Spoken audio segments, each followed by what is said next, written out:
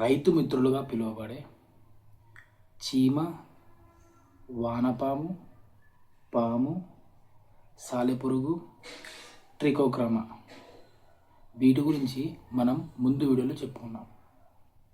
అయితే జంతువుల వల్ల కలిగే మరిన్ని ప్రయోజనాలు ఈ వీడియోలో చెప్పుకుందాం. మనకు శక్తినిచ్చే పాలు, గుడ్లు, మాంసం, అలానే మరిన్ని అవసరాలకు ఉపయోగపడే చర్మం, ఇవన్నీ మనకు జంతువుల నుంచి వస్తాయి. అంతేకాకుండా ఈ జంతువులను, కొన్ని రకాల జంతువులను మనం రవాణాకి కూడా ఉపయోగిస్తాం.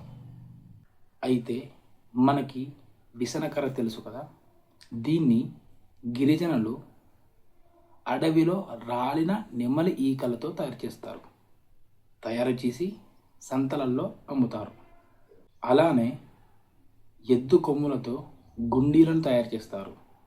వాటిని విదేశాలకు కూడా ఎగుమతి చేస్తారు.